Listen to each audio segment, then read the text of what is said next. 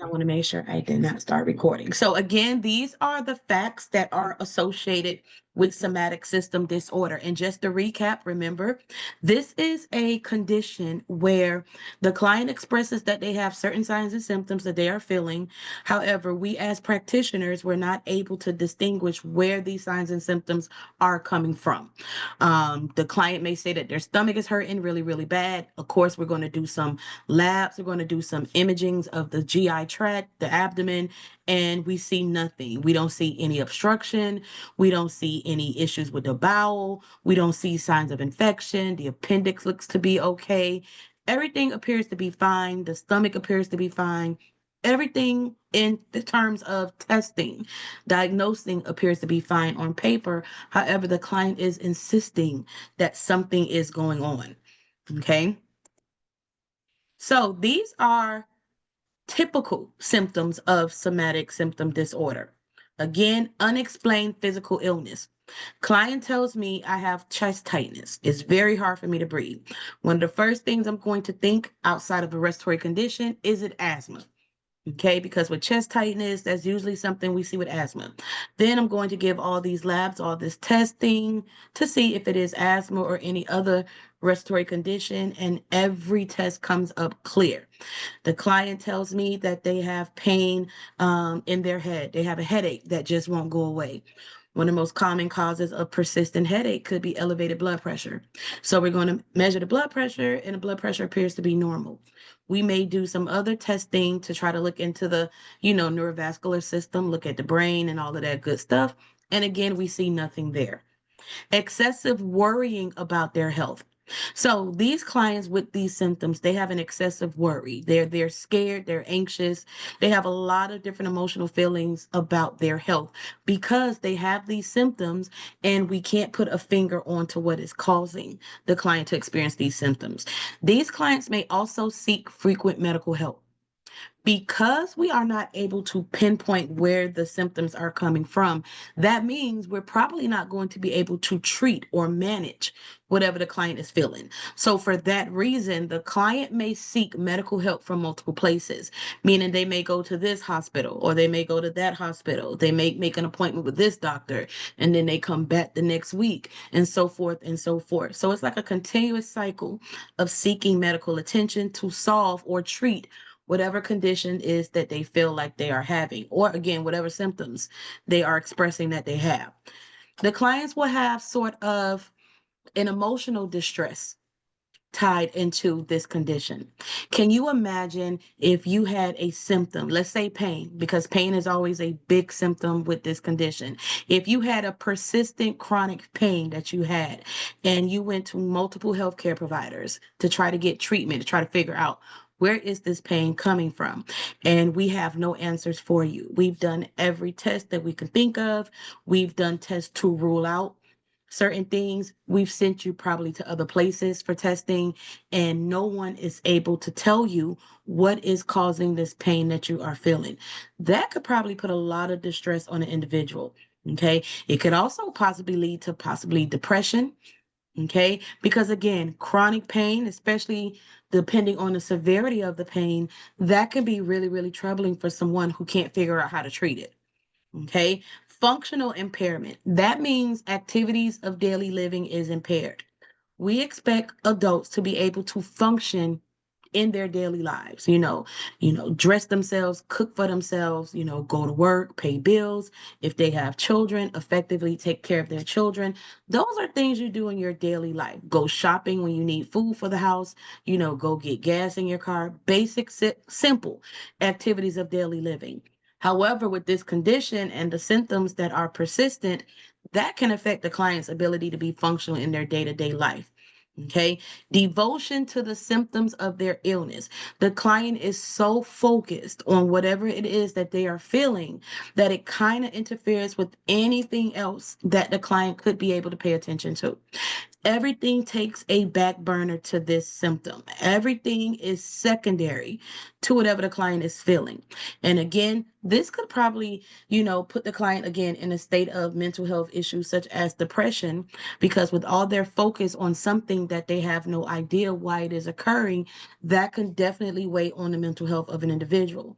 And lastly, hallmark symptoms. When we say hallmark symptoms, we're talking about clinical manifestations. Pain is usually a hallmark symptom of this condition. Majority of people with somatic symptom disorder express that they feel pain somewhere. Okay, so usually when we do see this disorder in an individual, one of the symptoms that we do expect them to complain of is pain. And the pain is considered chronic. Chronic would mean that it has been existing for an extended period of time. This is not something that just started. Again, because they have been trying to figure out what is wrong for so long, it would make sense that this would be considered a chronic pain type issue. So, how do we diagnose somatic disorder? And that's a great question. If I don't have anything to go on, if I don't have any diagnosis in terms of labs, in terms of symptoms, vital sign changes, in terms of diagnostic study imaging, an x ray result, a CT scan result, an MRI result, lumbar puncture, I have no evidence of any type of an existing symptom. How do we diagnose this in a client? Well, first things first, you're going to first start ruling out certain things. A lot of times in healthcare, we have no idea what's going on with our clients. We have signs and symptoms, we have lab results, we have imaging results, and we're still not able to make a definitive diagnosis. So for that reason, you may start ruling out other conditions to help you get closer to what exactly is going on. So once you start ruling things out, then the provider can start to focus on certain areas. We may want to observe how the client acts. A lot of time with mental health disorders, observation plays a big role in how we diagnose clients. What type of activities or behavior is the client exhibiting? Okay, if the client is complaining of pain, let's say they're complaining of pain in the knee. It's a chronic knee pain that they've been having for months. If I was to observe the client walking, does the client limp when they walk? Is the client putting full weight on the leg that they're saying is hurting? Okay, so I'm simply just observing just to see how this client is acting or how this client is moving. Do I witness behaviors that are associated with the symptom the client says that they are feeling? If a client says that they've been having frequent headaches, and again, we have no evidence of what is causing the headache, does the client, grab their head? Does their client frequently complain, symptoms of having a headache? And of course, everybody manifests things differently, but something that says this client may actually have some type of pain in the head area. Okay, multiple visits with the client trying to figure out what is going on. If I am the healthcare provider taking care of this patient, I'm going to keep track of how often I have had to see this client. How often does this client come to my office complaining of a pain or another symptom that I simply cannot find the source of? Okay, not being able to diagnose the symptom that is being reported. Again, no signs and symptoms, no reasoning for why the client is experiencing whatever condition or symptom that they are saying that they are experiencing. Now, there is another component to diagnosing this disorder. Okay, we will give the client a self-assessment exam. So, this is an opportunity for the client to put into their own words what it is that they are feeling. Because I obviously cannot diagnose it because I have nothing to go on. Let's see what the client says. Let's see how the client describes things. Let's see how the client puts into perspective what it is that they are feeling. Okay, we're going to ask the client, what are your experiencing with these symptoms? When we say experiencing, how has the symptom affected your daily life? Has the symptom affected your ability to work? Has the symptom affected your ability to take care of your children? Okay, and take care of other responsibilities that you have as an adult?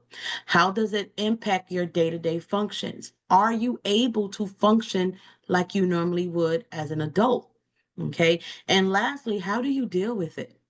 Do you have effective coping mechanisms? Okay. And for a lot of people, that looks different. Some people do deep breathing exercises to help them cope with stress. Some people listen to music, some people go for a run. You know, some people have a hobby that they get into to help them relieve stress. So we want to know with the client, what do you do when you feel that stress and that anxiety that tends to come with having a condition that cannot be diagnosed or is very difficult to diagnose? Okay. Now, treating somatic disorder.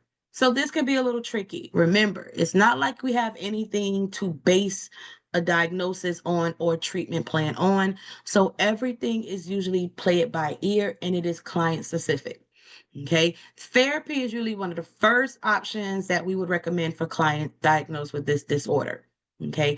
Cognitive behavior therapy is a really, really popular therapy in mental health. This focuses on retraining how the client thinks or looks at certain things. A lot of times with this disorder, it is tied into negative thoughts or negative feelings. So with cognitive behavior therapy, we want to focus on the positive stuff. We want to focus on anything that the client associates with good, anything that makes the client feel good, anything that brings about a pleasant memory, anything that pretty much makes the client happy. We want to focus on that. We want to put more emphasis on those thoughts and less emphasis on the negative thoughts. Hopefully, as we put less emphasis on the negative thoughts, the symptoms that the client is experiencing starts to go away or they start to improve. Okay. We also want to focus on changing patterns of behavior that is associated with the symptom.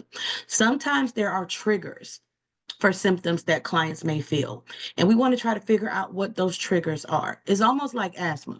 Okay. You know, when a client has asthma, we tell them, try to figure out what triggers your asthma attacks. If there is something that triggers your asthma attacks, try to stay away from it. It's the same thing when it comes to this disorder.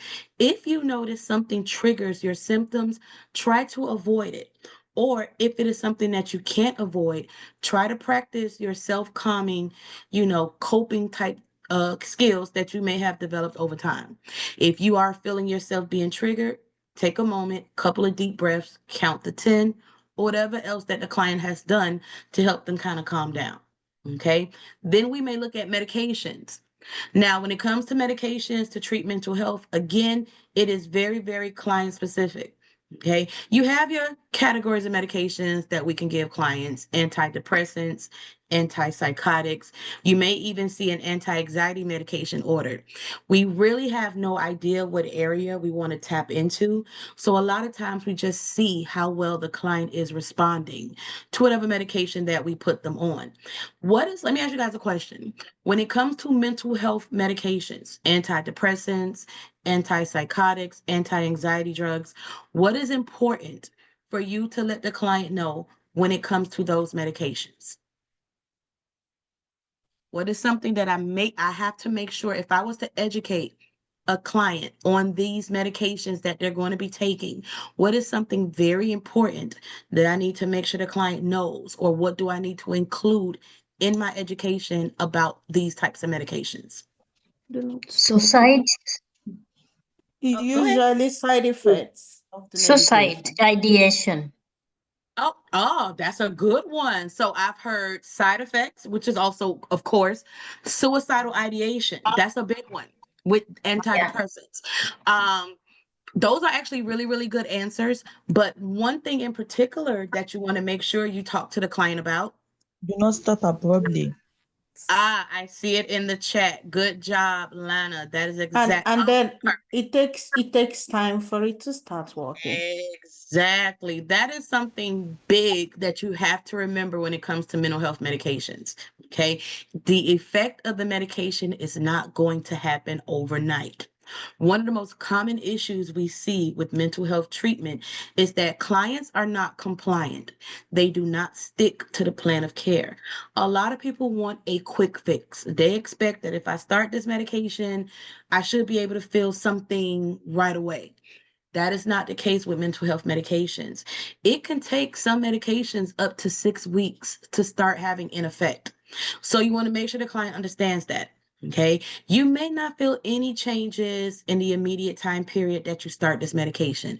Do not stop. Keep going. Some medication takes as long as 4 weeks to work. Some medication takes as long as 6 weeks. Whatever the case, make sure you stick to the plan of care. However often you are required to take the medication, try to stick with it. Clients do become discouraged. And because they become discouraged, they will stop taking their medication, which defeats the purpose. Okay. So yes, you want to make sure client knows about side effects, especially the side effects that can be potentially complications. You want to make sure clients understand those side effects because they may need to call and report that they're feeling a certain side effect. Suicidal ideation, somebody mentioned that. When it comes to antidepressants, we definitely want to monitor for suicidal ideation. Suicide, yeah, exactly. When it comes to antidepressants, okay, one of the things that concerns us is the client now having energy that they didn't have before. A lot of times, clients that are in a state of depression, they have had suicidal ideation thoughts. Of course, they've thought about it, they've even planned it. However, they don't have the energy or the means to carry out those plans or the ideations that they've thought about. So once they start the antidepressants and they start to get a little bit of energy or they start to feel better, the concern is now that I have the energy, now that I have the ability to do so, is the client going to carry out those thoughts? So yes, anytime you have a client on an antidepressant, that is very important to include in your plan of care to monitor for suicidal ideations. Awesome. Great job. Oh, it looks like I lost the host. Let me reclaim it. Fall precautions, giving out, yes, look at y'all. Good job. Give me a moment. Let me share it back.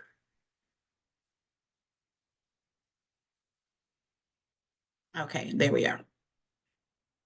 So, lifestyle modifications. So, this could be huge with treating somatic symptom disorder. This is something simple, okay? Self-care, that's a big part of mental well-being, okay? And I tell nurses through this all the time. You have to make time for self-care activities, okay? Nursing school is stressful. Your job might be stressful. Kids probably stressing you out. Everything's stressing you out. However, do you take time for you? And it could be something very simple. Okay.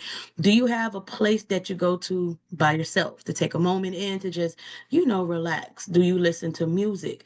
Do you go get your nails done? Do you go get your hair done? Do you go out to eat by yourself? Do you go to a movie by yourself? You have to incorporate self-care into your daily life. When you're feeling overwhelmed or you're feeling stressed out, okay, and you see that those feelings are starting to interfere with you negatively, maybe it's time to take a moment and, do something for yourself. Go get a massage, go shopping. Everybody has different ways that they do self-care. Go get your hair done. Again, anything that makes you feel good and helps you to relax, that is considered self-care. Okay. Exercise can also help to improve the mood. Remember, with this condition, there is an association with negative feelings. There is an association with negative thoughts. So if the client engages in an activity that brings them happiness or calms them down, the hope is over time, the symptoms that the client is feeling, that they start to improve or again go away altogether. Then there are support groups. Sometimes it just helps to talk to someone that understands where you're coming from. It's very hard to relate to people and they don't understand what you're talking about. They haven't experienced it. A lot of times as nurses, we provide, a mean for the client to vent. We're there to listen, we're there to talk, but we may have no idea what the client is experiencing because we have never had that experience or that condition. So our support can only go so far. Okay. The list. So, Siri. My Siri always picking up something. So when it comes to support groups, you want to try to put the client in an environment where they are surrounded by people who have an idea or an understanding what it is that they're going through. And sometimes it helps to hear what you're going through from the perspective of someone else. Maybe this person has tried something that you have never thought of. Maybe this person has advice to help. Maybe this person has gotten over their condition and they can help you do the same thing. So support groups are a great component to the plan of care to help treat somatic symptom disorder. Now, there are certain coexisting mental health disorders we see with this condition.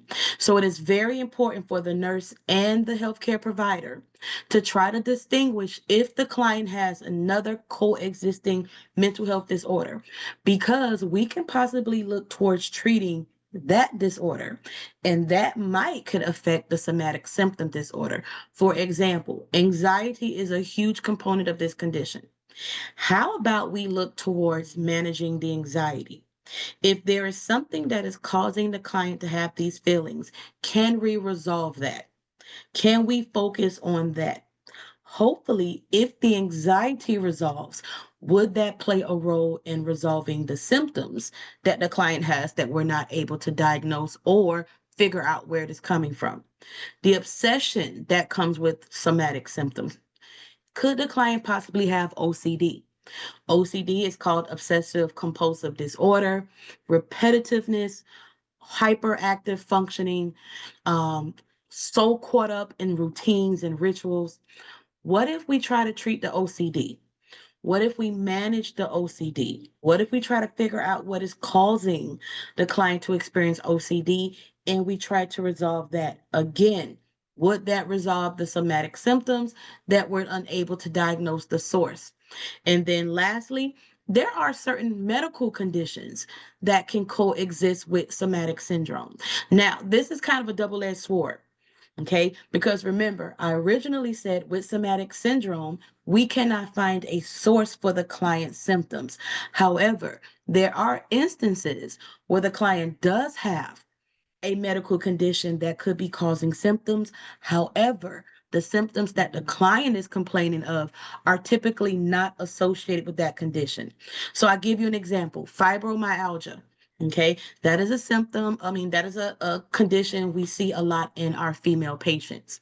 Okay, now pain is one of the biggest signs and symptoms in fibromyalgia, and pain is also a big sign and symptom of somatic syndrome. Now, if we treat the pain associated with fibromyalgia, is it a possibility that the client is manifesting pain in another area that has nothing to do with the pain that comes from their condition? That is a possibility. So it's almost like the client is manifesting pain in other areas that we typically would not see pain associated with their medical condition. So with that being said, if we manage to treat the condition that we've actually diagnosed, such as fibromyalgia, would that in turn help to relieve the pain that the client is feeling that is not associated with that condition? Okay, so as you can see, when it comes to managing somatic symptom disorder, it's really about trying to figure out what the source is in terms of what is triggering the client to have these feelings? What are the causes for the client to have these feelings? Remember, you don't always have to have something concrete to diagnose a client with a condition. And mental health conditions are like that. You're not always going to have something directly in front of you that you could put your hand on to help you with caring for your client.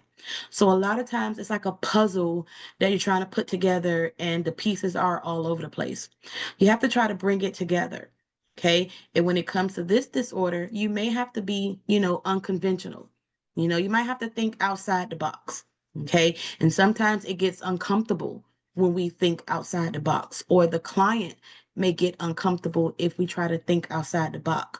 But with mental health, you have to try everything because, again, sometimes the common things, the simple things just do not work. Okay. Now, conversion disorder. So this is a related condition to somatic syndrome. Now, somatic disorder syndrome, again, pain or any other type of symptom that the client expressed that they're having that we cannot trace to a source. Conversion disorder, okay, this is a condition where the client experiences a neurological type symptom that we cannot explain. Okay, I'll give you a perfect example. A client one day wakes up and all of a sudden they can't move their legs, they can't feel their legs. Okay, in a sense, they are paralyzed. Okay, I can't feel my legs, I can't move my legs, I can't walk, I'm paralyzed. Now, the night before the client went to sleep, they were walking just fine. However, they wake up the next day, all of a sudden they can't feel their legs, or they wake up and they can't see. Okay, those are neurological conditions. Those are the types of things that we see with conversion disorder. With this particular condition, okay, there is no stimulus. Just like with somatic syndrome, there's no cause, or we can't find a cause. There is nothing that explains why the client all of a sudden can't see. There's nothing to explain all of a sudden why the client can't feel their legs, why they can't walk. Okay, with this disorder, there is a theory that the symptoms that the client is experiencing comes from a separate source that has caused the client stress or emotional issues. What the client will do is they will convert that pain, that stress, that emotional distressful feeling into a neurological symptom. So I'll give you an example. One night I was robbed at gunpoint. Very traumatic experience for me. I haven't really gotten over it. I haven't, I don't feel safe. I've been on medication. I've been through a lot to try to resolve, the fear, the trauma that I've experienced from being robbed at gunpoint. However, it's not effective. And then one day I wake up and I'm not able to talk. Okay, that has also happened with conversion disorders. One day you wake up and you have no voice. You're not hoarse. Okay, because hoarseness does explain a person who doesn't have a voice. I just cannot talk. I try to talk, nothing comes out. I'm trying to scream, I'm trying to yell, I'm trying to make a noise, I'm trying to do something, but for whatever reason, it's not working. No sound is coming out my mouth. Where did this come from? There was nothing leading up to me losing my voice in terms of a sickness or an illness. However, I was involved in a traumatic experience a little while back. Could that be me converting the trauma from that experience into my inability to speak? That is what we see it with conversion disorder. Okay. Again, women tend to be more affected than men. Some of the science says that it could be hormonally related. Hormonally, we are different from men. Genetically, we are different from men. It could just be that our biological makeup, it just makes us more prone to these types of disorders. With this disorder, it could last a couple of days. It could last to a couple of weeks. Usually something snaps the client out of those symptoms that they are feeling. I'll give you an example of that. There's a TV show that I like to watch, and one of the characters experienced a traumatic situation where she was kidnapped and she lost her voice. They tried everything to try to get her to speak. Nothing was working. She was out with her daughter one day and she couldn't find her daughter. You know how kids are. They run off if you're not paying attention. I believe she was at a park somewhere and she couldn't find her daughter. Now, normally you would call out for your child's name to try to figure out where they are. But by her not having a voice, she was not able to scream out. As she started to panic, all of a sudden, she was able to talk and she screamed her child's name. It was like a stimulus triggered her voice to magically reappear. And it was the thought that her daughter was lost or something happened to her daughter. For a lot of clients, they just snap out of whatever the neurological symptoms sign that they are feeling. Again, it could be triggered by something where the client is forced to get into reaction. Okay. When we manage conversion disorder, we treat it the same way that we treat somatic symptom disorder. Again, we have no idea what is causing the client to feel these signs and symptoms. We're just going to try to manage it as best as we can. Therapy, medication, lifestyle changes, support groups. Okay. Now, nursing management for somatic symptom syndrome. So this is the stuff that you would need to know when it comes to the NCLEX, because always the NCLEX wants to know, do you know how to care for this type of client? There is a big emphasis on mental health on the NCLEX. Okay, it's easy to treat hypertension. We know exactly what to do. We know exactly what to manage, what to monitor, what to observe. We have a good idea of how to treat and manage something like hypertension. But when it comes to mental health, it's kind of a gray area in a lot of ways. So what is my responsibility taking care of a client with a somatic symptom disorder? first things first, you always want to keep the client in a safe and therapeutic environment. Remember, anxiety is a component of this condition. What if the client has a panic attack? Okay, especially with conversion disorder. What if the client wakes up one day and they can't see and they start to panic? When a client is in an extreme state of panic, they can harm themselves or they can harm somebody else. So you want to make sure the environment around the client is safe. You want to be therapeutic with the client.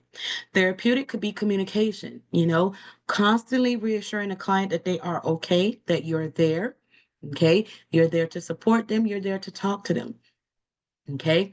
You want to encourage compliance with therapy, more specifically, cognitive behavior therapy. Remember, with cognitive behavior therapy, we're simply trying to retrain the client's thoughts. We want them to focus more on the positive and less on the negative.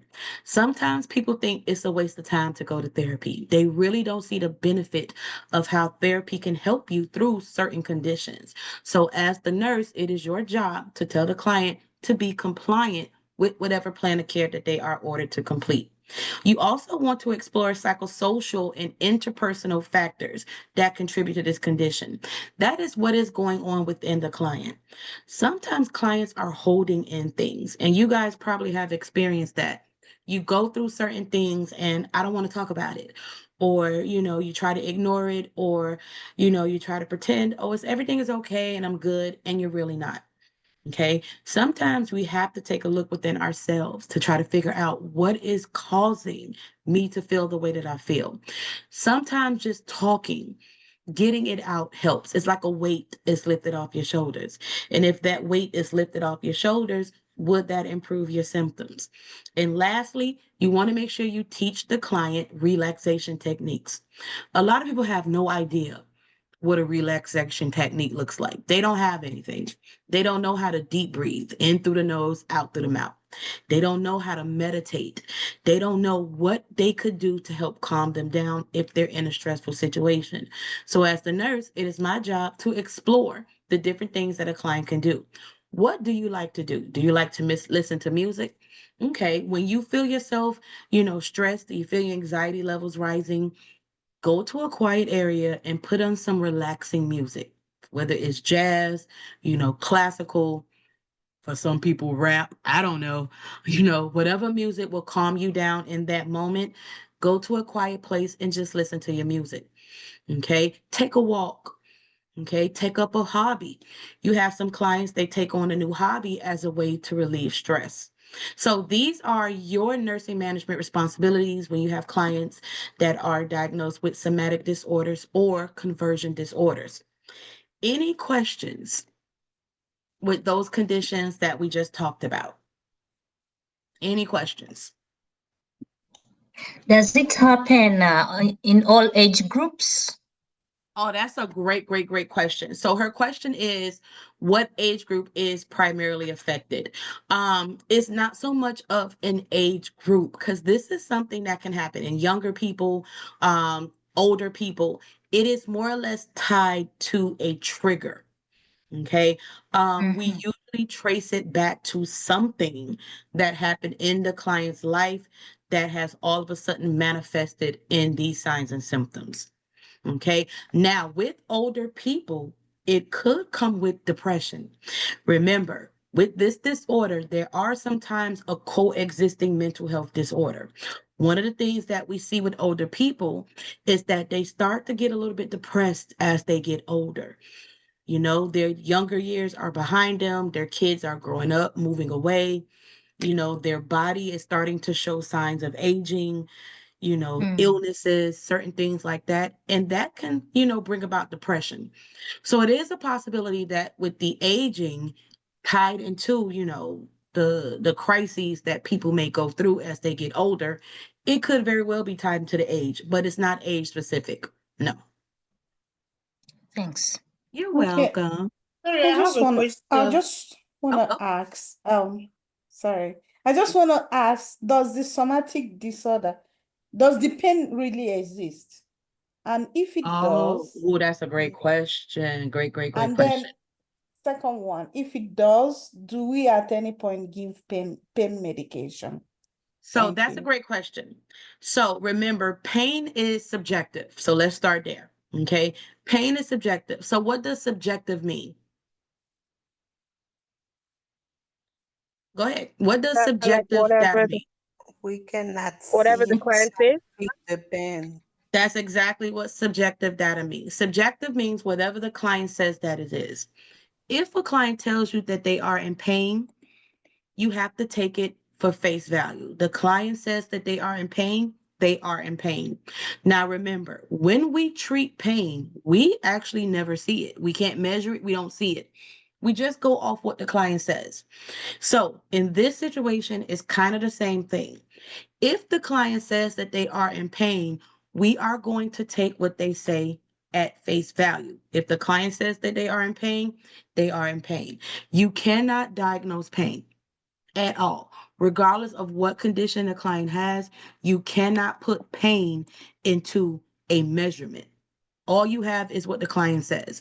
So, in that aspect, I honestly do not know, is the pain real or not? Okay. Just like I wouldn't know if the pain is real or not in any other situation, because again, it's subjective.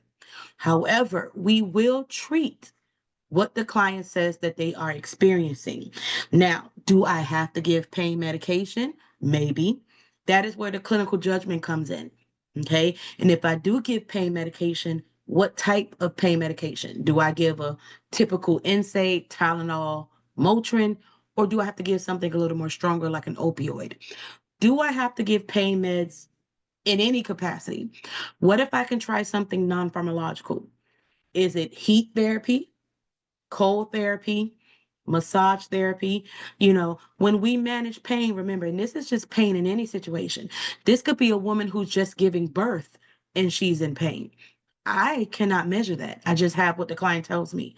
So when I decide to treat the pain, I go by what the client tells me and I utilize what orders or what resources I'm provided with to treat the client. So you never assume that the pain isn't real. Okay. You assume the pain is real based on what the client says, and you just use your clinical judgment as to how you're going to treat it moving forward. That was a good question. Any other questions? Thank you so much. You're welcome. Any other? I think it was like two people asking a question at once. For the other person, did I answer? Yeah, it's me. But she actually asked almost the same question I wanted to ask. So, Okay. So remember, and so listen, this could be an NCLEX question that you guys can have when it comes to mental health. Okay. How do you manage something that you can't physically put your hand on? yes, yes. Okay. Remember, if the client says they have pain, they have pain. That is subjective. We do not say, oh, the client is not, they don't have no pain. It's nothing causing them to have pain. They don't have pain. We don't approach it like that. Okay. We validate the client says that they have pain, and then we just use our clinical judgment on how to manage it. Okay. There's a Yeah. question in the chat. Let me see. Oh, Telegram. Perfect. Lonely. Oh, somebody said loneliness. I missed that in the chat. Listen, loneliness can definitely bring about somatic symptoms, and that is also a part of aging. Okay. A client loses their spouse. Okay. You grow older, death is a part of natural life ending. And you have a client that's been with their partner 50, 60 years, and then the partner passes away. The client, of course, is lonely. They're sad. They may become depressed. And then the next thing you know, the client has a symptom, pain, for example, and we have no idea what is causing the client to feel that pain. So yes, it could be tied into aging, but it is not age specific. Like we just don't see it in older people. Okay. Remember, it is a trigger that can, bring those symptoms about. Okay. Okay, So excuse me. What about yes. in a situation where you see a client that is in mild Alzheimer complaining of chest pain? Okay. Will you, I mean, you can assess the pain, assess her, check everything. Will you still take this person to the hospital to check if she's actually having the chest pain, or will you just assess her, normal assessment, not taking her to the hospital because I have a client. Okay. She's in her mild Alzheimer and she just woke up. No, when she woke up, she was calm, she was good. So along the line, she started saying, I'm feeling chest pain, I'm having chest pain. I was like, this woman has been walking around doing all things. Why is she having chest pain? So the unit manager now said, okay, we need to take you to the hospital. Find out. So I was like, Now, are you sure this woman is really having chest pain? It now was here's the thing. That is a great question to ask. Is this client really having chest pain? Like you said, 1 minute the client was fine, the next minute chest pain. But here's the thing. What if there is something going on? You understand the client has, the condition that she's diagnosed with, but what if there is something there? You know, you could believe nothing is going on. However, that is your personal judgment. In the eyes of the NCLEX, the correct thing to do is to get the client the proper necessary medical care. Okay? Because what if you assume, oh, there's nothing wrong, the client just saying that, and there is something. And then when the manifestations become more complex, it is too late. Something seriously happens to the client. Even if in the back of your mind you do not believe the client, that is a personal feeling. You are still supposed to render the necessary medical care. If that involves taking the client to the hospital, to get a chest x-ray, okay, to do any other type of labs that are necessary to rule out what is causing the chest pain, that is just what you have to do. And you would document what the client is complaining of, and you would notify the healthcare provider. So that healthcare provider that said we need to take her to the hospital, that was the correct thing to do. Even if you do not believe that there's anything causing chest pain, difficulty breathing, you rather be safe than you would be sorry. Because again, what if there is something and you overlooked it because you believe this client is really not experiencing those signs and symptoms? That would be the improper thing to do on the NCLEX. You always take it at face value and you provide the necessary care. Take pain seriously. Yes, listen, we take all client complaints and manifestations seriously. Okay. Because you never want to be biased. Okay. I've been in situations where, I've ex-client, I've tried to assess pain and I'll tell them, on a scale of 0 to 10, you guys know how the numeric pain scale works. 0 being no pain, 10 being the worst pain you ever felt in your life. And the client tells me I'm a 10. Oh, no, I'm an 11. So I'm above a 10. And I'm observing the client, and this is not a person that would look like a 10 or an 11 in terms of pain. However, that is my personal perception. There are some cultures, they do not express pain outwardly. Okay, they internalize. Does that mean that they're not in pain because I don't see what I would expect to see a person in pain do? Absolutely not. That is my personal perception. I have to take my personal feelings out of it and treat the client at what they say that they are expressing or feeling.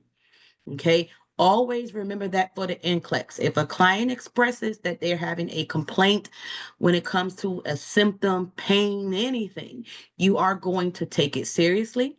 You are going to assess, you're going to notify the healthcare provider, and you're going to move forward with possibly treating the client.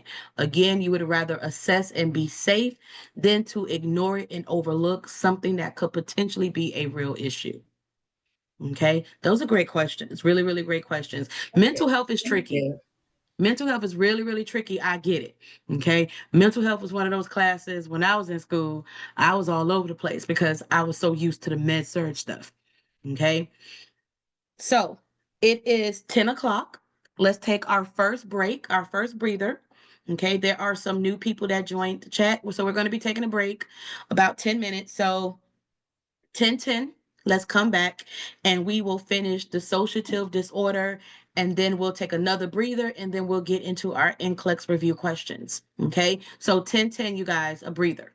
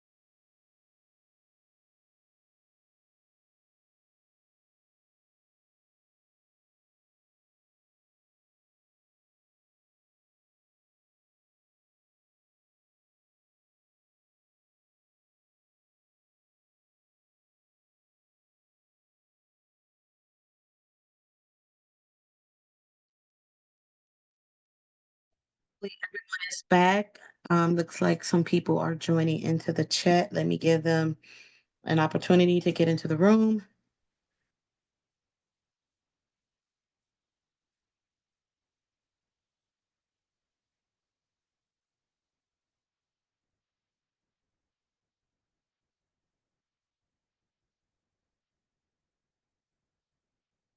Okay, so let's get into dissociative disorder.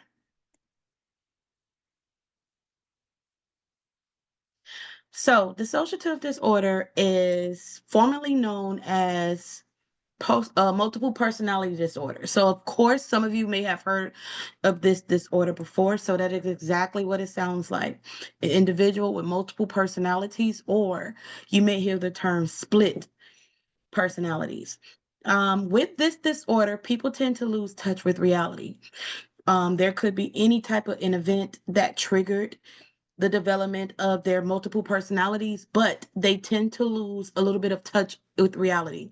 This is something that can get progressively worse, and it manifests in the type of personalities that the individual will suddenly have. They may switch back and forth between personalities at any point. Um, there is a movie, I can't think of the name of it. It was such a good movie about multiple personality disorders. What my teacher used to do is when I was in school, some disorders, she would have us to watch movies because sometimes it's just easier to see them than to try to talk about them. And it was this one movie, and Split, if I'm not mistaken, that could be what the name of it is, but it'll probably come to me. I'm going to look it up before we do our NCLEX questions, and I'm going to give you guys the name of those movies to help you with, better understanding this type of disorder. The client can sometimes escape from reality with this disorder. Their multiple personalities could just be a way for them to not deal with whatever it is that's going on in their life that may, causing them a little bit of stress or discomfort. Eventually, this can interfere with activities of daily living if it is not managed appropriately. One flew over the cuckoo. Can you explain bipolar? So very quickly, bipolar personality is when you have, highs and lows. Okay, you can have extreme happiness, a lot of a lot of energy, and then the next minute you're down, very depressed, no energy, fatigued, and you kind of just cycle, through those moods. Manic, yes, you can have manic bipolar disorder, extreme hyperactivity, just on the go, go, go. That's pretty much what bipolar is. Okay. It does look differently in different people, but that's pretty much the main thing. You have the highs and you have the lows, and you just kind of go back and forth in between them both. Okay. I have a question just to clarify. Yes. I don't know whether we are going to talk about the borderline disorders. I do believe we will. I would have to look at the schedule, but you can always check the tutor schedule. Whenever I do tutor a particular topic, I do put it in the title so you would know ahead of time what disorder I am covering. So I do believe at some point we will cover borderline. I just can't tell you the exact date. But yes, we probably will cover that at some point. It confuses me so much. Oh, so between dissociative and borderline. Mm-hmm. I see what you're saying. So with this type of disorder, again, you have the multiple split personalities. Okay. With borderline personality disorder, it's not so much that the client will have multiple personalities. See, the thing with multiple dissociative personality disorder, you can have 2 personalities all the way up to 20 personalities. These clients is how do we determine what type of personality the client will have? Again, it could just depend on whatever type of trauma that the client had went through. Oh, it looks like, am I still sharing? Let me see. Looks like something happened. Sorry, I you can guys. see A your little bit of slide. No, Oh, you can still see? Okay, good. Good. On my end, it was kind of all over the place, kind of like flickering. Okay, perfect. So with borderline personality disorder, it's a little different. This individual doesn't have multiple personalities. It is one individual personality, but this person has trouble regulating things like emotions and feelings. Mm. Okay, that's the Mm. main difference. You have to have more than one personality to be diagnosed with dissociative disorder. You have to. With borderline personality disorder, you don't have to have, it's not more than one personality. The problem is with borderline, this inability to regulate feelings and emotions, it causes issues in life in terms of relationships, whether they're professional, personal. Okay, so you tend to see things like this person just has trouble maintaining friends, maintaining personal relationships. They probably cycle through a lot of jobs. You know, again, they just have trouble with emotional regulation. So that's borderline, and that's the main difference. It is just one individual personality that is just having trouble just regulating their own emotions and feelings. That's it. Very Mm. simple. Okay. Thanks. You're Thank you so much. welcome. You're welcome. So, with dissociative disorder, okay, there are 5 core components. So, when you say a core component, you're simply talking about main manifestations. Okay, now there's other manifestations that you may see, but these are the core 5 that you would expect to see in a client. Amnesia. Okay, believe it or not, as the client cycles through their multiple personalities, they tend to lose track of time or they have no recollection of events. Okay. This is characterized by how long the individual is not in control of their mind or their body. Okay. However long the other personality has control over the body, that could be the length of time that the client may have lost that memory or that lost that track of time. Okay. Derealization, depersonalization is almost like the client is just losing who they are in the process of cycling through these multiple personalities. Okay. Losing touch with reality more and more. As the condition gets more complex, as the condition advances, again, the client loses more and more in touch with reality. Okay. Identity alterations. So you have a personal identity. Okay. You spent your childhood creating your personal identity. You've been through experiences that has shaped who your personal identity is. And with this disorder, that personal identity that you've maintained, it starts to unravel. Okay. Not only does it start to unravel, but it starts to turn into a different person or a different personality. Okay. Or the person may have confusion. Okay. With more than one personality harboring one body. There may be grounds for confusion, especially if the personalities are so different. And I'll give an example. You can have a personality that is a child. You can have a personality that's an older woman. You can have a personality that's a young adult. You can have an angry personality. You can have a calm personality. You can have a therapeutic personality. You can have, an aggressive. It is so much going on at one time that the actual client, the real identity, it starts to get a little confusion because things start to melt together. Okay. There are some situations where clients can control those other personalities, meaning they are aware that there are other personalities present. Okay, that can happen. And then you have some types of dissociative disorders where the client has no idea that there are multiple personalities harboring within their body. That is usually when you see the loss of memory or the amnesia. Okay. Now, these are your more general or more broader symptoms of dissociative disorder that you may see. Spatial unawareness, like I'm not aware of my body and how it is existing. When you have spatial awareness, it's almost like, okay, I know right now I am sitting in this chair, I am conducting this webinar, I am talking to people from all over the world. I have awareness of where I am at the present moment. With spatial awareness, however, the person tends to lose touch with their reality. Okay. It's almost like, is this real? Is this not real? There was a movie with Leonardo DiCaprio, and he was kind of flipping back and forth between reality and, dreams and, things like that. I promise before we do our NCLEX questions, I'm gonna look up all these movies and I'm gonna tell you guys what the names of these movies are, because when you see them, it'll help you understand a lot of this stuff so much better. Changes in mood and affect. Okay. A lot of times with multiple personality disorder, the individual starts to change. Okay. A normally happy go lucky, laid back individual becomes withdrawn. They come sulking. They're not sociable anymore, because with all of the confusion, with all of the, what comes with, having multiple personalities, it kind of just maybe tires the person out, weighs them down. Okay. There may be some depression or anxiety within the client. Again, some clients are aware that they have multiple personalities. Some personalities are aware of each other.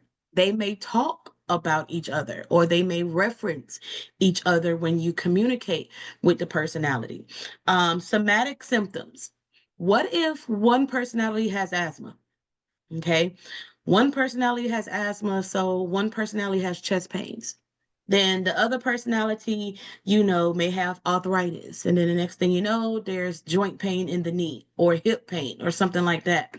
That could bring about the somatic symptoms that we just talked about with the prior condition. These clients or these personalities are having these symptoms and you can't put a finger on it. There's no way to determine where the symptoms are coming from, because again, with somatic symptoms, we have no idea what is the cause. And then loss of time awareness. Okay. When a client is cycling through their personalities, they lose track of time. It totally depends on how long each personality has control over what we call the host body. Okay. For lack of a better way to explain it, you have the host body, which will be your actual client.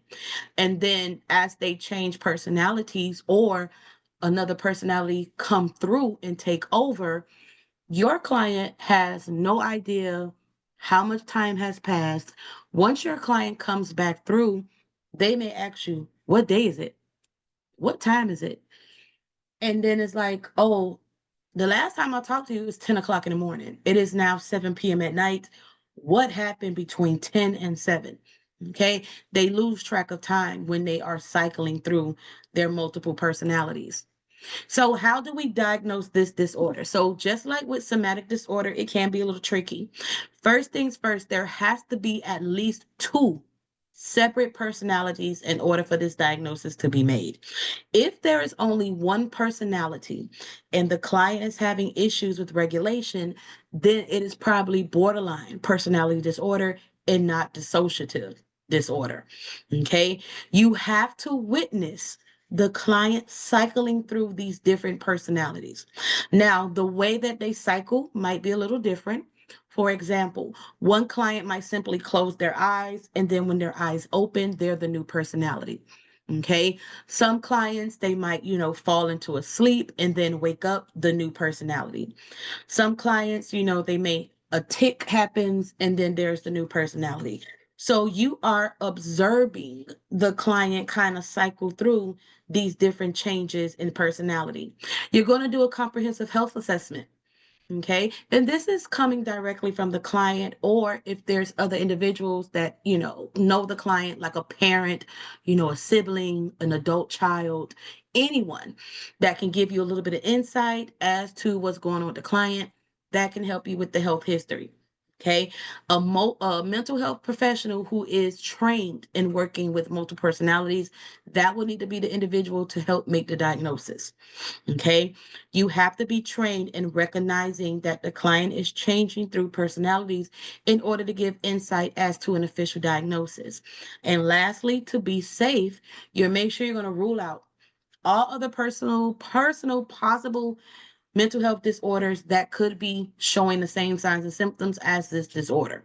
Once you start ruling stuff out, it makes it a little bit easier to make a definitive diagnosis in mental health. So how do we treat dissociative disorder. It's not like the client has, an actual illness that we can give them an antibiotic or, we can give them some type of medication, to treat a fever. It's not that simple. Okay. So we pretty much stick to the main things that we see in mental health care. Therapy. Okay. Psychotherapy is talking. Sometimes you just talk it out.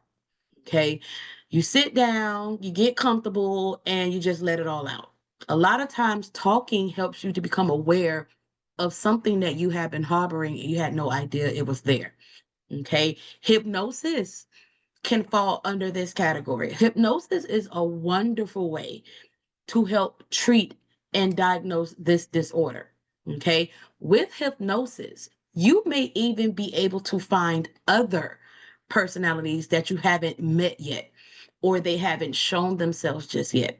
A lot of times people are unaware that there are other personalities. They may acknowledge, one or two, three, but then there's others that they don't know exist. And hypnosis is a great way to help, uncover, subconsciously other personalities that may exist within the client. And then, of course, cognitive behavior therapy, just trying to get the client to retrain the way that they think. Okay. What if the multiple personalities is tied into trauma? Okay. That is something that happens a lot. Traumatic experiences usually are the foundation for a lot of mental health disorders. And if we can get the client to focus on more on the positive and less of the negative, would that help to improve their symptoms? And then, of course, your typical mental health medications, antidepressants, anti-anxiety, and antipsychotics. Now, again, what medication the client will be prescribed totally depends on their current symptoms and their current signs. As usual, if you do have a client that will be on an antidepressive, make sure that you want to keep track of suicidal ideations. There are some clients that are aware that there are multiple personalities and, they're scared, they're tired. And once they start taking an antidepressant, I don't want to live like this anymore. I'm tired. I have no control over my body, and they may think about harming themselves.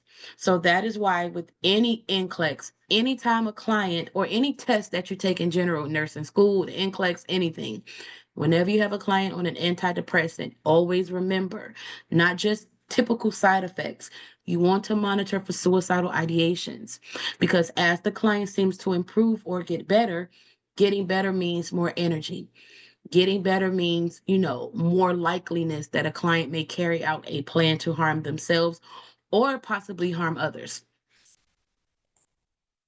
So how do I, as the nurse, manage a client with multiple personality disorders or dissociative disorder? As always, you want to make sure you maintain a safe and therapeutic environment for the client. What if one of these personalities is, again, aggressive? Okay. An aggressive client could possibly hurt themselves, whether it is by accident or whether it is on purpose. What if you have a personality that, is, what's the word I'm looking for? Not just aggressive, but over anxious, panic attacks. Okay. We know that there is a safety concern with clients that have extreme levels of anxiety. Okay. That is why it is very important in mental health that you want to create a space that the client can feel safe in, because feeling safe or being in a therapeutic environment is the first step to helping the client recover or gain control of their mental health well-being. You want to do a thorough assessment of the client's mental health status. Okay. Not only am I going to interview the client, but I'm going to go through medical history. What if there's a family history of mental health disease? A lot of people don't realize, but certain mental health disorders do have a genetic component to it. Schizophrenia tends to run in families. Depression tends to run in families. There may be some genetic component links to dissociative disorders. And lastly, whatever interventions that you're going to utilize with the client, you want to make sure that it is safe and that it helps the client create stability. Because a lot of time with this condition, there is some type of an instability component or a foundation. Okay. Triggers, want to make sure we identify them and try to avoid them as usual. Anytime there's something associated with negativity, you want to try to They posted the link for you guys to look into products and services, and of course the community on Telegram. Make sure you guys look through the chat because there are links that are posted, Facebook, Telegram, and things like that. Okay, again, when it comes to triggers, try to avoid them. Sometimes we don't know what triggers us. Okay, that is where the awareness of the client has to come in, because I cannot tell you what your trigger is. Okay, I might can get an idea of what your trigger is if we have a conversation and I ask you, when you notice certain things happening, do you recall relating it to a similar event that keeps occurring? I can only do so much to help identify a trigger. Patient or the client has to be in tune to whatever is going on with the mental health to help try to identify whatever triggers that they have that could, bring about these different personalities. So that was pretty quick. Any questions with dissociative disorder? There's not really a lot to this condition, okay, outside of the client having their multiple personalities and just trying to get to the root cause. We just treat, like we do any other mental health condition, therapy, medication, and then of course, keeping the client in a safe, calm environment so that they can be compliant or we can be successful in trying to manage the mental health condition. So what we're going to do is, it is 10:30 and I want to make sure we have time to review our NCLEX questions. Let's just go ahead and jump right into our questions. I'm going to first post a link into the chat. This is a link where you guys can, give your input into tonight's webinar, constructive feedback, criticism. I'm always looking for ways to improve. I love constructive feedback. Just give your review of the webinars, anything you would like to see. Okay, in terms of topics, you have the opportunity to express that with this link. So please make sure you guys leave a review. I just posted it. Okay. So I'm going to share my screen again, and this time we are going to go over our NCLEX questions. So how we do the NCLEX questions, for those of you who are here for the first time, okay, I always encourage participation. Okay, do not be afraid to unmute. Do not be afraid to discuss, because a lot of times you might not know the answer right away, which is normal. And sometimes a discussion helps, to try to get towards the right answer. Always, always ask questions. Do not assume anyway, that an answer is one thing over the other, because again, sometimes it just helps to talk things through to help you with getting to the right answer.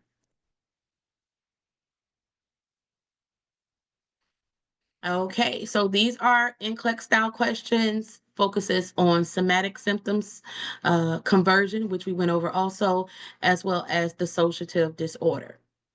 You can type your answers into the chat or you can verbalize and discuss. Either way, I definitely want to see you guys participate so I know that you guys are understanding the content. So question number 1.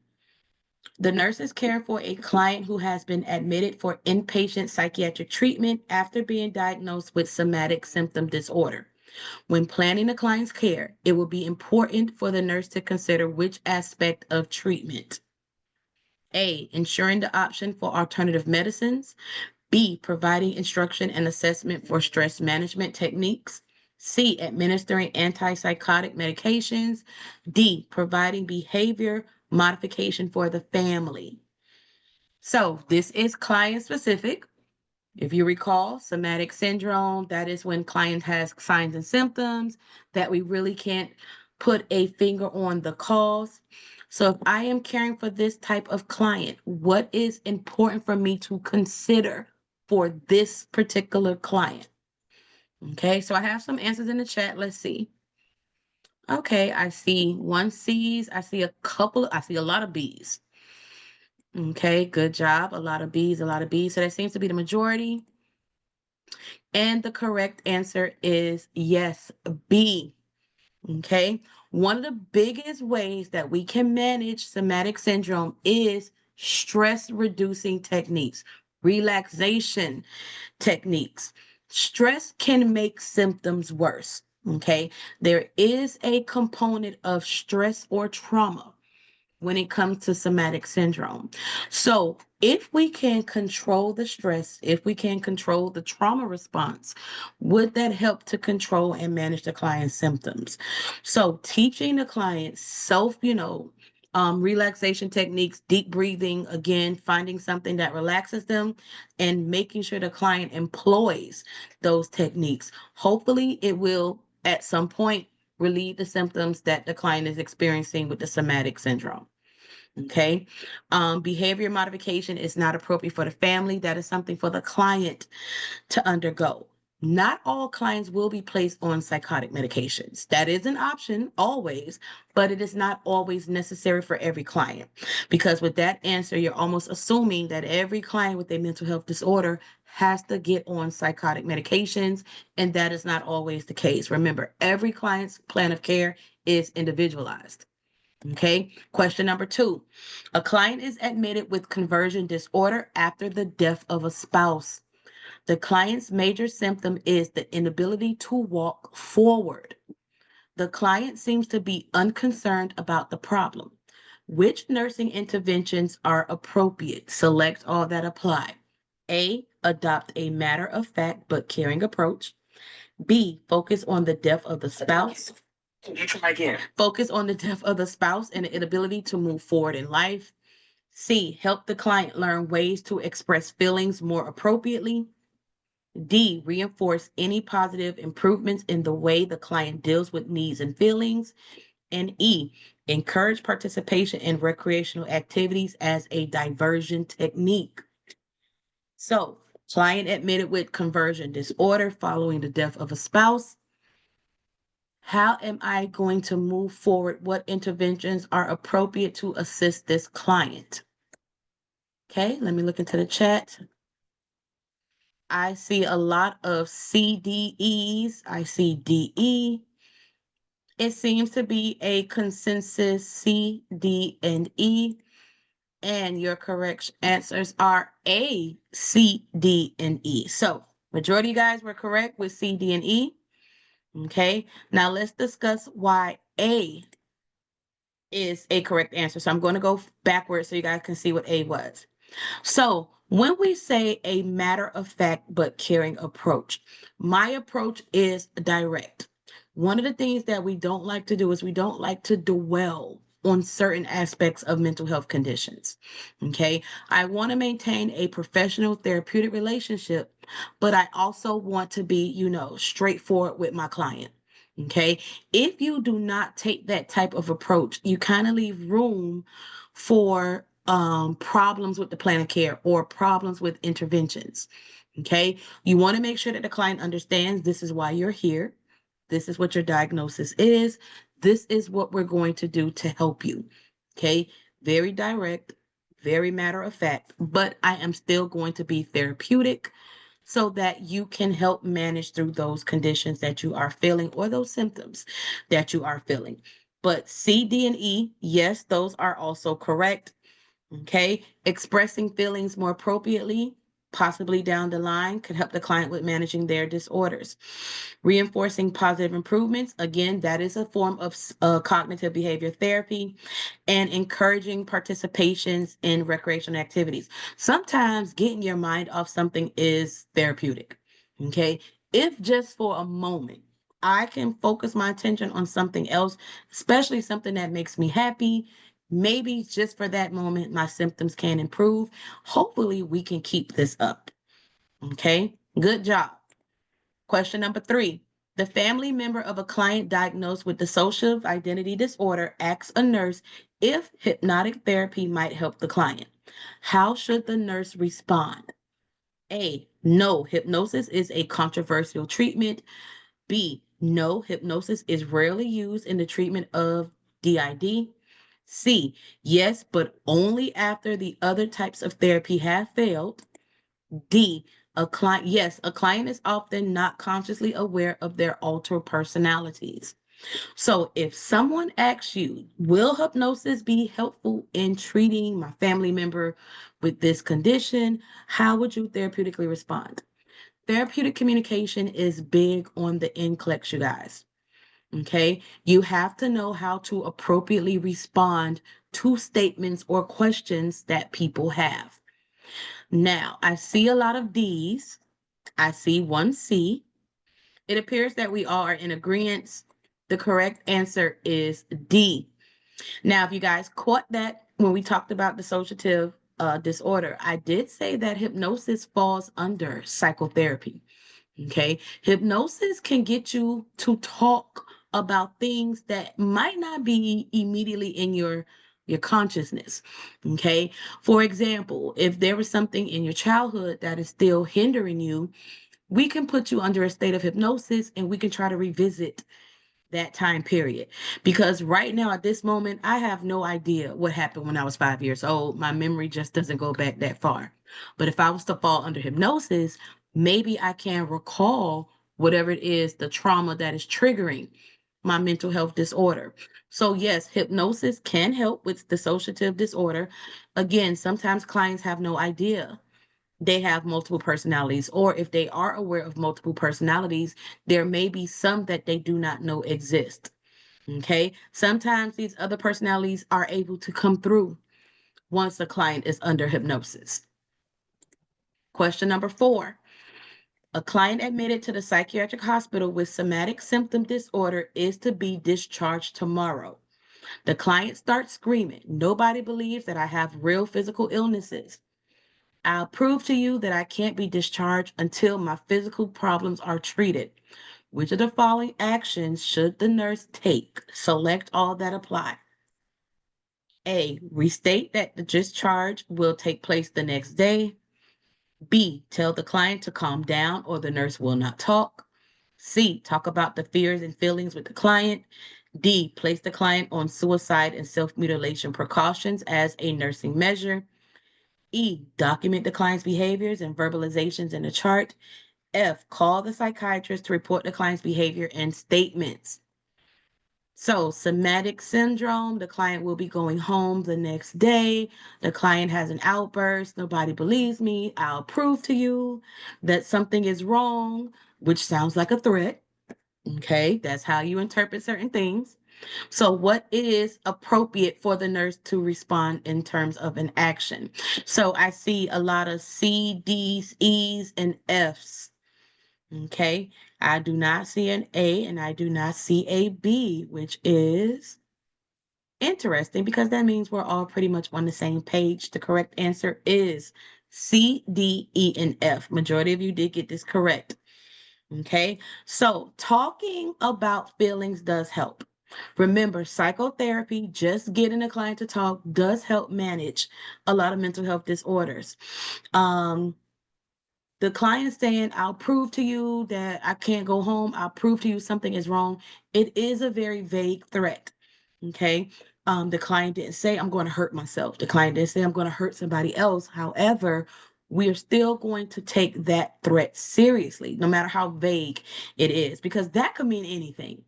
Okay, not necessarily meaning that the client is going to hurt themselves or hurt somebody else. However, we want to be sure that we are covering everything so that nothing slips through the crack.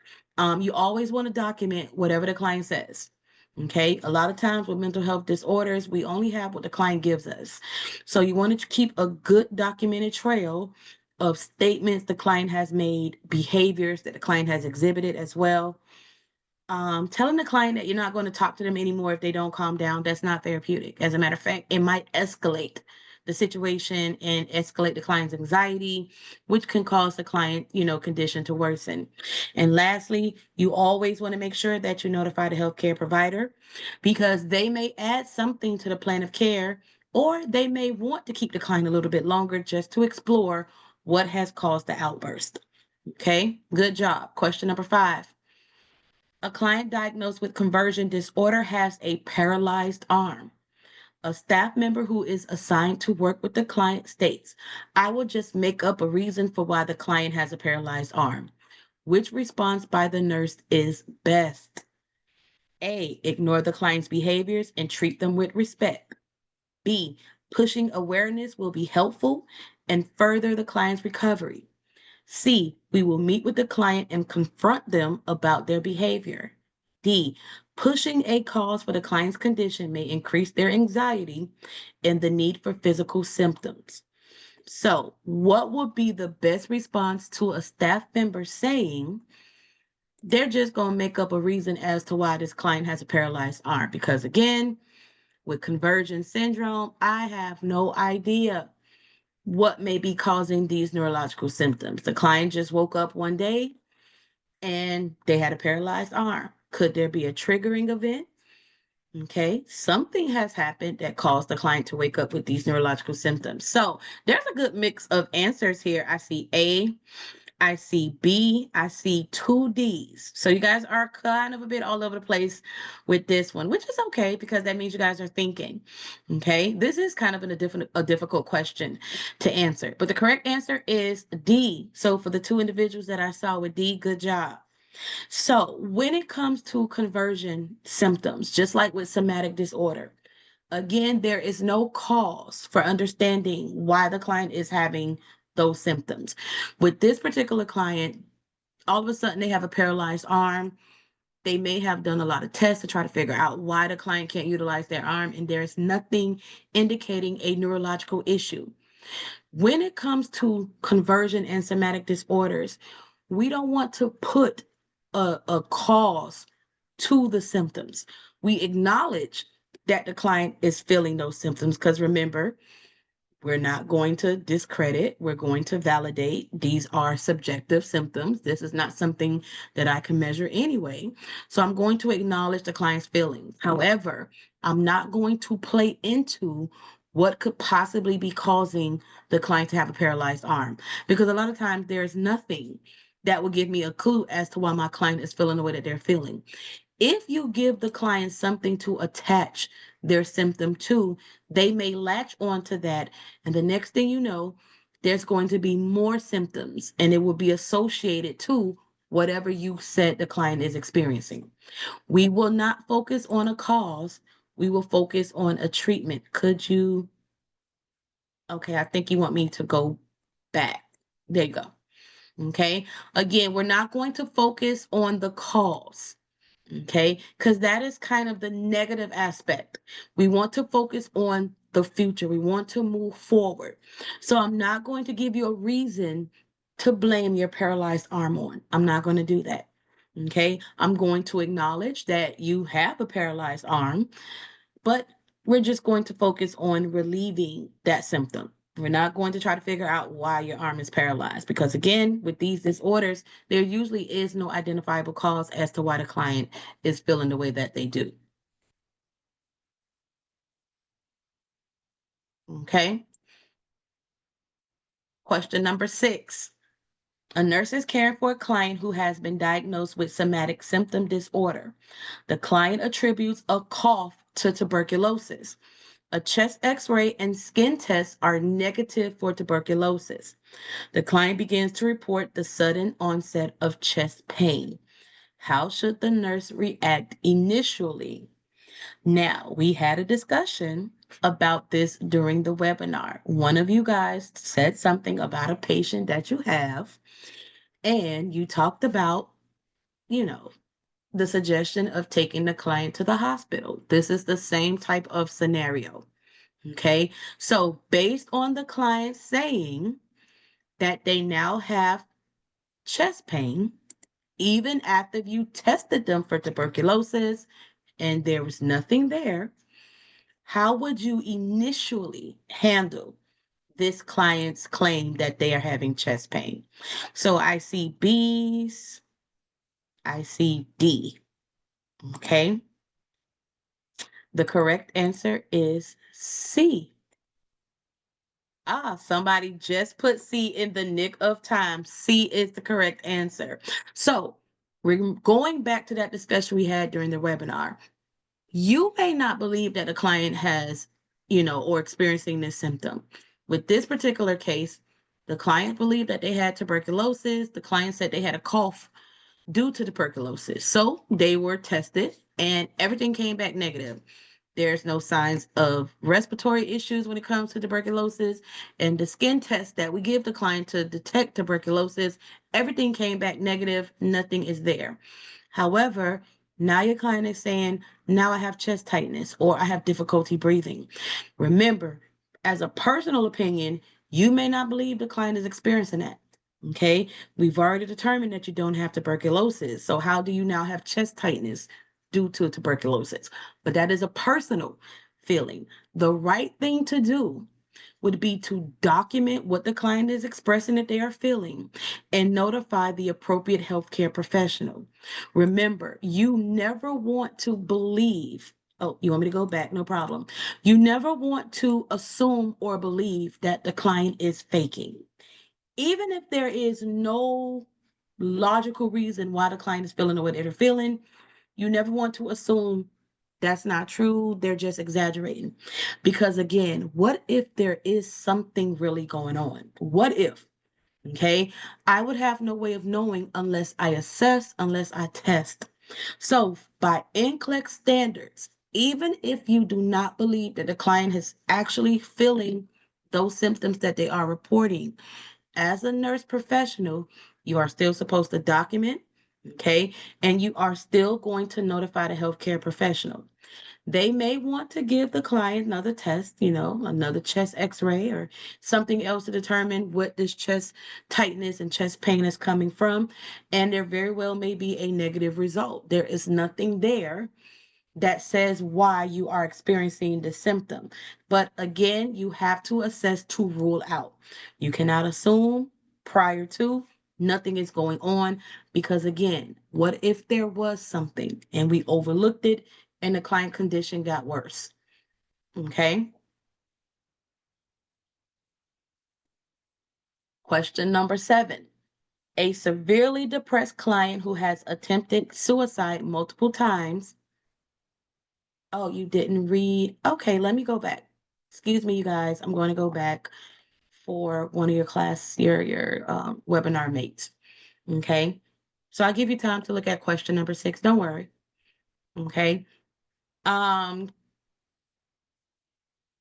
Just so let's talk about some of these other options while the student is reading. A is incorrect because you don't want to, again, focus on the cause or what the client says is, causing their symptoms. You don't want to attribute it to something. We've already determined that the client does not have tuberculosis. Therefore, we're not going to place the symptoms on that. Something else is obviously causing the client to have those feelings. It is not tuberculosis. Okay. Encouraging the client to discuss their fear would again be supporting. Oh, I see what you mean. I see what you mean. Okay, I see what you mean. Listen, do not worry if you're not a fast reader. Okay, a lot of times people read very, very fast, and that causes them to miss things. Okay, so long as you get everything, you read everything, do not worry that I'm a slow reader. You do have to pace yourself when you are testing, but don't feel like you have to speed read because you might miss something. Okay, so question 7, again, a severely depressed client who has attempted suicide multiple times reports a normal family life and is unable to identify any stressors. The nurse should anticipate a diagnosis of dissociative identity disorder based on which findings. Select all that apply. A, the inability to recall important personal information and memory loss too severe to be dismissed as ordinary forgetfulness.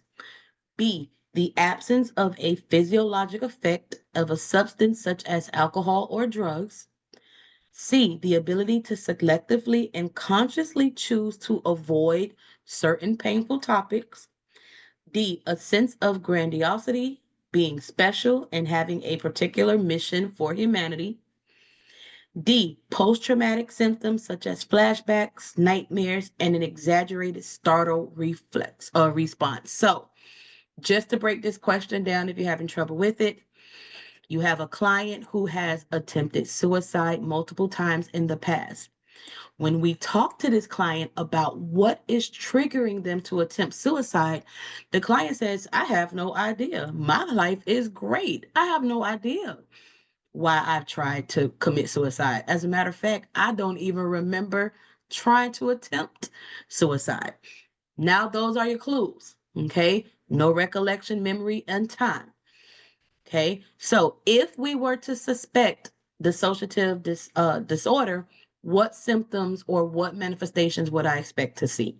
So that is how you break that question down. And I see ADE, ACD, B&Es. Okay. Don't worry about it's okay if you are a slow reader. Do not worry. Listen, I would rather you get all the information so you can answer the question versus missing something and answering the question incorrectly, because you definitely don't want to do that on your NCLEX. Okay. So it seems to be a good mix of answer options. So let's see what the answer is. A, B, E. Okay. So what I'm going to do is I'm going to go back to the question so we can see them and see how they relate to the question itself. So, client who tried to commit suicide multiple times has no recollection of even doing it. Their home life is great. So there's a suspicion maybe this client has dissociative disorder because the classic signs of amnesia or not being able to recall important events such as attempting suicide. That's not something you forget that you tried to do, right? So the inability to recall important personal information and memory loss too severe to be dismissed as an ordinary forgetfulness. Ordinary forgetfulness is I misplaced my car keys. Okay, can't remember where I put my car keys. Where are my glasses? Can't find my glasses. I forgot the name of a movie that I've been trying to recall. That is ordinary forgetfulness. Okay. That is not what dissociative amnesia is. The client saying, I have no understanding as to why I tried to commit suicide. My home life is great. I don't even remember doing it. See, that is not ordinary forgetfulness. That is something a little more severe. Okay. The absence of a physiological effect such as substance abuse or alcohol, drugs. Okay. Sometimes when people are under the influences, they may do something that can harm themselves or harm someone else, such as attempting suicide or attempt to harm someone. If you are under the influence, that would make sense that you tried to do that. There are certain drugs, cause people to be on edge, cause people, to be anxious, and they may react as such. See, that's an explanation. That is something that I can put a cause to. However, if we ruled out that you did not take any substance or you're not under the influence of a substance and you try to, commit suicide a couple of times, that is something serious and that indicates possible you may have dissociative disorder. Okay. For some reason, this happened and you weren't under the influence of drugs and you don't remember trying to do it. Okay. C, the ability to selectively and consciously. So right there for C, those first couple of words should have automatically, this is not the answer. With dissociative, there is no control. Okay. Now, when I did say that, so I did say that some clients are aware of other personalities. That's a difference. Okay. But being able to selectively in my right mind say, you know what? I don't want to talk about that. It's too painful. Versus when I'm triggered, a new personality comes through. Those are two different things. Okay. A sense of grandiosity. So this is something you see in schizophrenia. When a person has grandiose ideas, they think highly of themselves, they may over exaggerate skills, they may over exaggerate certain things that they've done in their life. They may lie about certain things. So you see that more in schizophrenia than you typically do with dissociative disorder. And lastly, post-traumatic symptoms, flashbacks, nightmares, exaggerated startle responses. So those again are responses to trauma. We did say that sometimes clients may experience a traumatic event and that could cause their personalities to split. Okay, those personalities that we see could be a direct representation of whatever type of trauma the person went through.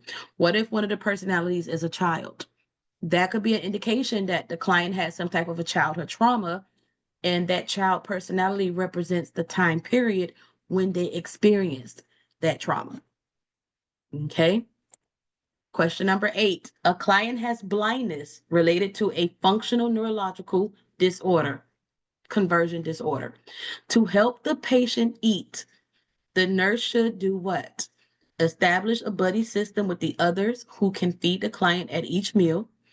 Expect the client to feed himself or herself after explaining the arrangement of food on the tray. Direct the client to locate items on the tray independently and feed himself or herself unassisted. D, address the needs of others in the dining room first and then feed the client. So let's see what we have. I have C, B, C. So it seems to be back and forth between C and B. Okay, let's get some more answers in. Let me see what you guys think. So some more C's. I see a D. Okay. So it seems to be focused around B and C. The correct answer is B. Now, with conversion symptoms, we still want the client to be functional. We want you to be independent. We want you to be functional. Just because you have a neurological condition does not mean you lose the ability to care for yourself. Think about it. There are a lot of people who are blind and they're still functionable. They still can, walk around outside. They can still do things around the house for themselves. So, losing that type of ability does not make you helpless in a sense. I still want this client to be independent, do some type of self-care. So what I would do is, here is your tray. Even though I know you can't see it, I'm going to tell you, to your right is this. To your left is this. This is what is on your plate. I might even break it down like a clock. Okay, because even though you can't see, people know what a clock looks like, with the hands and the number. So I can say at 12 o'clock, you have this food item. At 3 o'clock, you have this food item. Your fork is at 3 o'clock. Your knife is at 9 o'clock. Little things like that. So basically, I am explaining to you how the food is arranged on your tray. After I have done that, you should be able to try and feed yourself. You have not lost the ability to use your hands and feed yourself. Okay? Not having sight does not make you helpless. So that is why we want to focus on the client still maintaining independent behavior. If you try to take over for the client and feed them, have somebody else to feed them, you may potentiate the symptom. Okay? You may create a dependency from the client. We do not want a dependency to occur. The client will not be able to do anything for themselves. Their symptoms may never subside or improve if you create dependency. Okay, could you go back? Yes, I can. Yes, I can. Okay, so again, just because the client has blindness related to conversion disorder, that does not mean they are helpless. I do not feed you. I will not have nobody else to feed you. Your hands still work. Okay. Now, if the client had paralysis in their arms and hands, then of course they're not going to be able to feed themselves. But since they only have lost their sight, they still have occupational use of their hands. They should be able to feed themselves. Again, losing sight does not make you helpless. Okay. We want to focus on independency because creating the dependency, that could make the symptoms worse. Okay. Question number 9. Amnesia associated with dissociative disorder normally manifests itself as a reported gap or series of gaps in the individual's ability to verbally recall aspects of their life history. These gaps in memory can be related to. So, this is talking about the amnesia that we say clients experience with dissociative disorder. Remember, they sometimes lose recognition of time and space. They have a gap in memory that you cannot explain or attribute to another cause. Okay, so that's how you're going to think about it when you answer this question. A, traumatic or stressful experiences. B, involvement in a natural or man-made disaster. C, being in an accident. Or D, all of the above.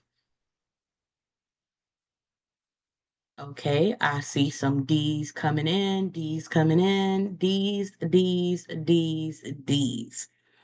And you guys are all correct. The answer is D. Okay. When it comes to the amnesia that a client experiences, remember, sometimes trauma can cause the personality to split. And trauma for people comes in different form. Everybody says, they've had trauma and it looks different. Something that someone may feel is traumatic to me, I say, it's not that bad, but this is not my experience. It's the person's experience. So being in a bad car accident, being caught in a hurricane, I live in Florida, Miami, and I've lived through some pretty traumatic hurricanes. Hurricane Andrew was a big one for me that I remember when I was a kid. And anytime, in Miami, we're threatened with a hurricane, I remember what it feels like to go through that traumatic experience. And, the best thing I can do is hope that it's not going to be that bad. For me, I'm able to cope with it, but it is still a traumatic experience. Somebody else who hasn't lived through a hurricane, especially one severe like Andrew, Katrina, we've had a couple of bad ones, they're not going to understand that. But what if that person's areas, the disaster is, tornadoes? Because there are some places in the country, tornadoes are more apparent. What if the person experienced a traumatic event like they were robbed or they were assaulted? Trauma comes in different types of form. And when it comes to split personalities or multiple personalities, we know that it can be triggered by a traumatic experience. So rather than judge if something is really traumatic, you just, take into account that everybody sees things differently. And all of those are possible examples as to how a person's personality can split as a response to trauma. Okay. There isn't, I'm going to go back. I think somebody may have asked me to go back. Again, make sure you realize that everything is not one size fit all, and you want to keep an open mind when diagnosing or expecting a particular type of diagnosis, because again, when it comes to trauma, it is different for everybody. Okay. And with this disorder, the person can lose a couple of minutes up to a couple of days of memory loss, depending on how long the other personality has taken over. Last question. To plan effective care for clients diagnosed with somatic symptom disorder, the nurse should understand that clients have difficulty giving up the symptoms because the symptoms what? Okay, so again, if I am planning care for a client with somatic system disorder, I have to keep in mind that for some clients, it is very difficult for them to let go of what it is that they're saying that they're experiencing. Remember, we've already determined there is no cause for why the client has these symptoms. And even if we tell them, listen, we cannot find anything that explains why you're having this pain, they still may not want to let go that they are feeling pain. So that's what that question means.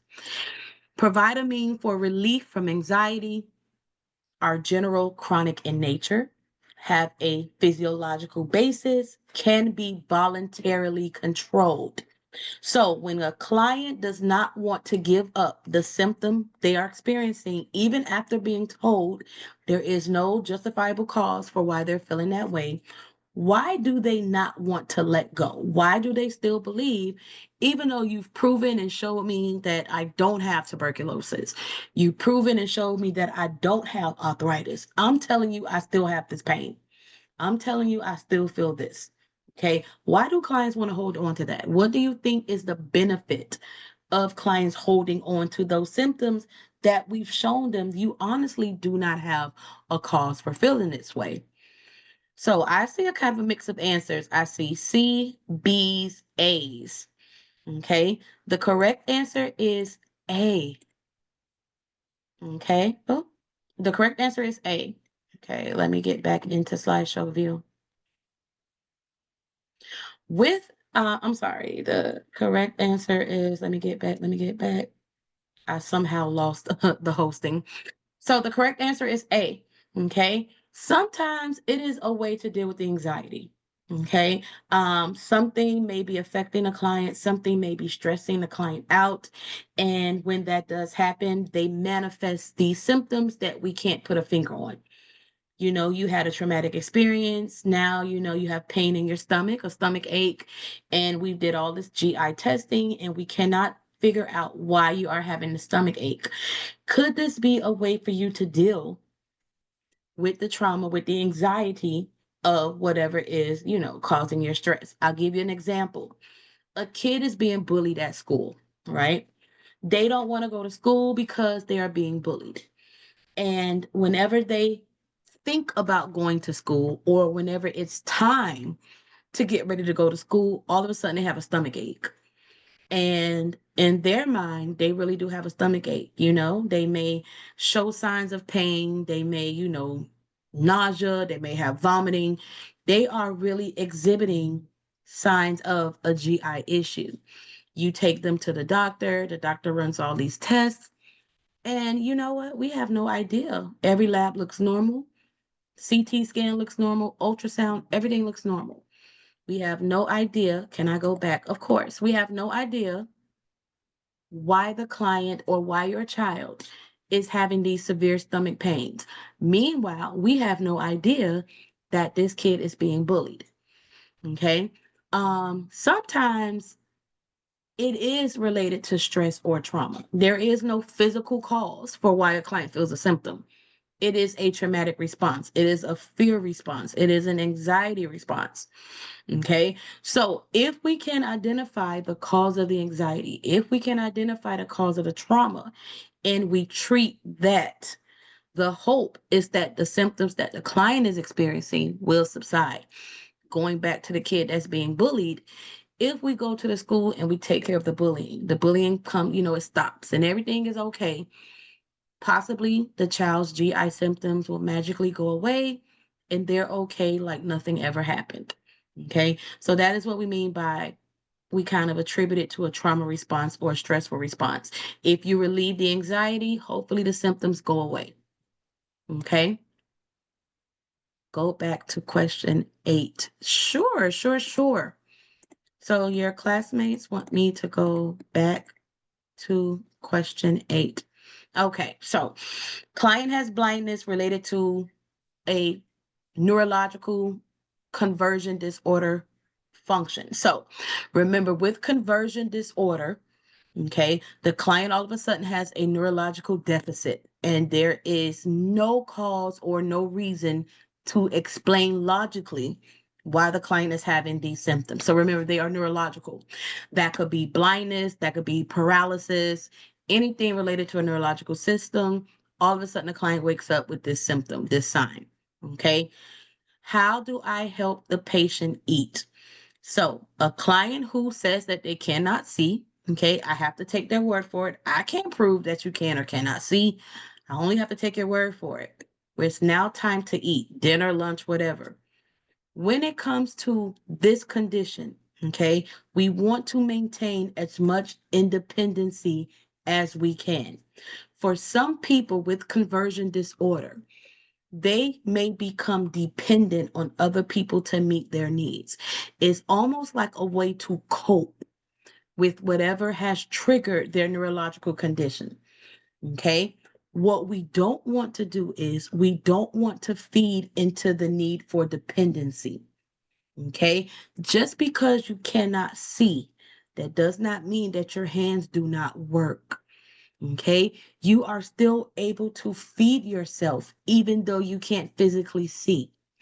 As the nurse, to foster your independence, your ability to still feed yourself, I am going to place your tray in front of you and I'm going to break down where everything is on your tray. Okay, however I can get you to understand, that is how I'm going to break it down. I use the example of a clock. Okay, if you can picture a clock, 1, 2, 3, 4, 5, all the way around up to number 12. If you can picture a clock, and I tell you at 9 o'clock, that is where your fork is. At 3 o'clock, that's where your knife is. Okay, at 6 o'clock, you have a piece of chicken. At 7 o'clock, you have a side of rice. I'm just kind of giving you a visual as best as I can of what is on your tray. After I have done that, you should be able to try and feed yourself. Okay. Your hands still work. It's just you have no eyesight. Okay. We have plenty of people that lack a sense, but they are still functionable. Okay. Just because a client is deaf does not mean they cannot feed themselves. Just because a client is blind, that does not mean they cannot feed themselves. Okay. We want to foster independence. As soon as you allow the client's condition to cause them or render them defenseless, that will never go away. They will continue the need to be dependent and for you to do things for them. We do not want to foster that. That is harboring or focusing on the negative. We want to focus on the positive. Yes, you cannot see, but your hands still work perfectly fine. You are well capable of feeding yourself. Okay. What? Go ahead. I have a question. So, when I look at these two answers, B and C, what makes answer C incorrect? Oh, okay. That's a great question. So, direct the client to locate the items independently. Now, you are still fostering independence. So, that about the question is not correct. However, me just putting your tray down and saying, hey, there go your tray, figure it out, that's not therapeutic. Remember, an answer could be correct in a sense, but it is not therapeutic. It is not appropriate. Okay.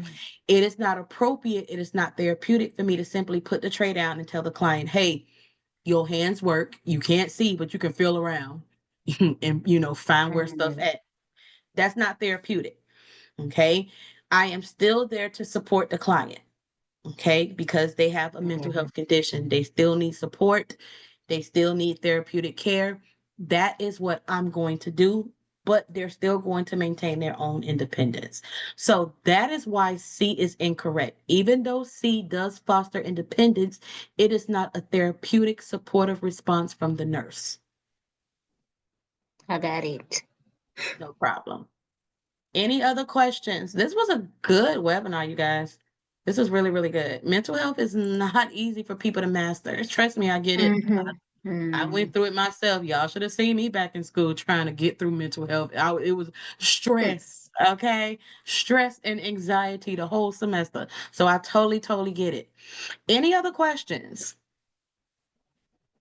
Okay, well, if there are no more questions, okay, thank you guys for coming. For some reason, I couldn't find the name of those movies. It's like it just totally slipped my brain. But listen, there's always movies that you can watch that goes through different types of mental health disorders. Sometimes it helps to see things versus someone just talking or teaching them to you. But you guys are free to go. That will end tonight's webinar. Please make sure you guys click on that link and leave your feedback. Okay. Hopefully, I will see you guys back. I do plan on doing Adult Health Wednesday night. You all always can go to the tutor schedule, Hindi movie name. Listen, there's a lot of movies that talk about mental health disorders. Sometimes, again, it's just best to see it in action so you can,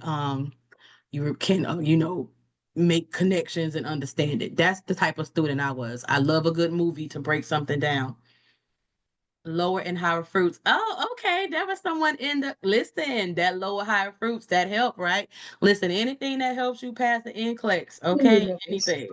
Anything that helps. I'm going to use that again when I go over the respiratory stuff that I'm going to cover for adult health. I'm gonna use that analogy again so you can see how else I could use it. But if you guys have no more questions, then you guys are free to go. That concludes tonight's webinar. Thank you guys so much for coming. I truly Thank you so much. You are so welcome. You guys are welcome, welcome, Miss Lana. So I will see you guys hopefully on Wednesday. You guys have a great night. Be safe, everyone. Have a great night. Thank you, you too.